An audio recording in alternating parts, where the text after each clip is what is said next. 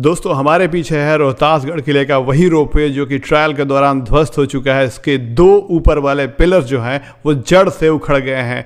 इसी रोपवे को 13 करोड़ रुपए की लागत से लगभग 6 साल के अंदर निर्माण किया गया था और जनवरी में इसका कमर्शियल रन जो है शुरू होने वाले था। बता दें आपको कि नीतीश कुमार 30 दिसंबर को इसे इनॉग्रेट करने वाले थे और फुल फ्लेज ऑपरेशन इसका स्टार्ट होने वाला था। और इसमें सबसे आश्चर्य की बात यह है कि ट्रायल का फर्स्ट फेज था जिसमें सिर्फ 2 ट्रॉली केबिन्स को रोपवे के ऊपर हैंग करके ऊपर ले जाया जा रहा था जो डेस्टिनेशन टावर्स है वहां पे, और वहां तक पहुंचने से पहले ही टावर्स जो कि लास्ट 2 पिलर्स थे वो जड़ से उखड़ गए। अब जरा सोचिए कि इस रोपवे के टावर्स कितने कमजोर होंगे कि सिर्फ 2 ट्रॉली के वेट को नहीं सह पाया और उखड़ गया। यहाँ पे 12 ऐसे ट्रॉलीज जो है वो रन करने वाले थे, ऑपरेट करने वाले थे। खैर ये तो ट्रायल था और इसी में यह हादसा हुआ, चलिए कोई बात नहीं। लेकिन अगर कमर्शियल रन में ऐसा होता, सोचिए 12 ऐसे ट्रॉलीज में 4-4 सवार, कितनी जिंदगियां जाती और कितना बड़ा ये दुर्घटना होता। विडंबना ये है कि देखिए ये जो केबिन्स हैं इतने कमजोर हैं, अगर आप बैठ के दिखाओ यहाँ पे, जो इतने कमजोर है इसका फैब्रिक्स मटेरियल कि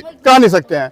अगर रोपवे की सवारी की होंगे राजगीर वगैरह में तो देखिए कितना प्रोफेशनल केबिन होता है, उसमें कितना मजबूत होता है, पूरा ग्लास से पैक्ड रहता है और उसमें कहीं कोई रिस्क फैक्टर नहीं लगता है।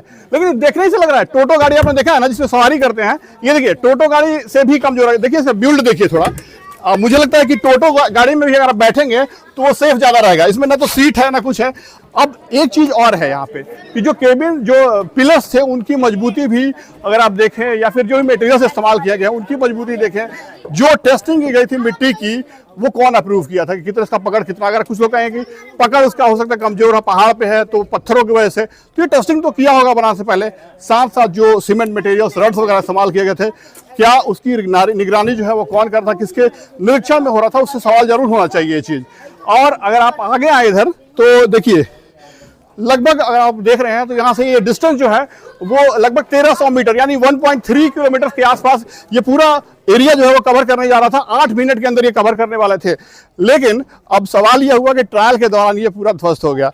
बहुत सारी चीजें हैं, रोहतास वासियों के दिल में बहुत सारा तमन्ना था कि हमारा रोहतास एक टूरिज्म हब बनेगा और हम लोग 2026 से इसकी सवारी करेंगे और रोहतासगढ़ किले पे जा पाएंगे। लेकिन अब लग रहा है कि ये सपना जो है वो सपना ही रह जाएगा हम लोग का। सवाल ये है कि यह सपना हम लोग का सच होगा या नहीं, क्या सरकार इस पर सख्त कदम उठाएगी कि ऐसा कैसे हो सकता है, इतना कमजोर कैसे हो सकता है कि सिर्फ 2 ट्रॉली विदाउट पर्सन इसे लोड जो है वो नहीं ले पाए और ये टूट गया। ये कहीं ना कहीं जांच का विषय है। इसे सरकार जरूर इसे सीरियसली लेके जांच करना चाहिए।